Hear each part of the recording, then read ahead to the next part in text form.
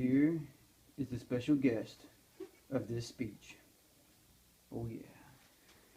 Then, here are my four people.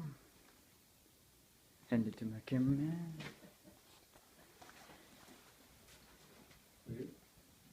Yes. Oh yeah, move over to Bob. Bob.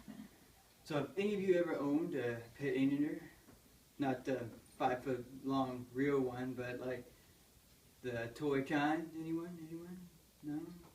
Oh, y'all are missing out. These guys are awesome. Alright, well, I am here to talk about Bob, how I got him, and what he means to me. So, how I got Bob is a funny story, because back in June of 2012, when I was back over the LRS, another squadron, when I first got into the Air Force, for my first duty assignment, my current supervisor at the time, she was having me study up on typing up memorandums, were at the time appointment letters, and she asked if I had seen any before, and I said, yes ma'am, I've seen a few of these before. She said, okay, well, here's an assignment for you. I need you to type me one up. I need it descriptive and well written, and I want you to do it over my anteater, who's actually bigger than Bob here, my anteater, Jack. And I said, yes ma'am. She said, I want it by the end of the week.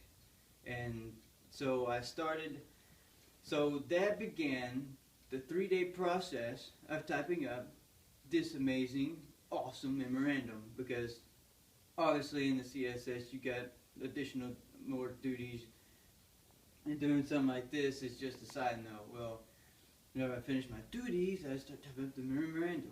Anywho, after I finished typing up the memorandum, I put it in an email and sent it to her, finally, on Friday afternoon at 3 o'clock at the end of the day. And she opened it up, read it, and was impressed by it. So she sent it to our co-worker, our civilian co-worker, who opened it up, read it, and was also impressed by it. And they discussed it, and my supervisor was so impressed that I walked in that following Monday after flight PT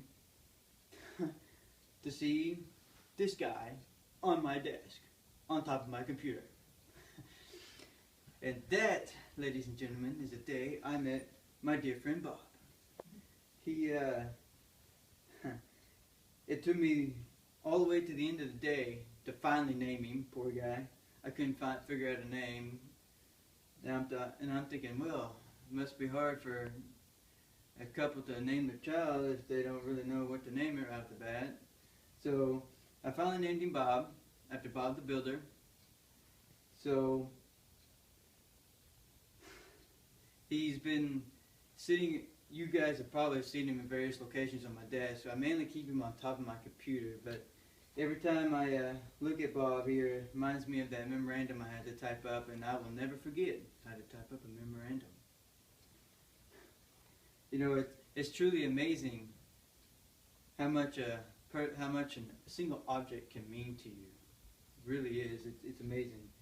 And Bob here is just one of several that mean a lot to me. So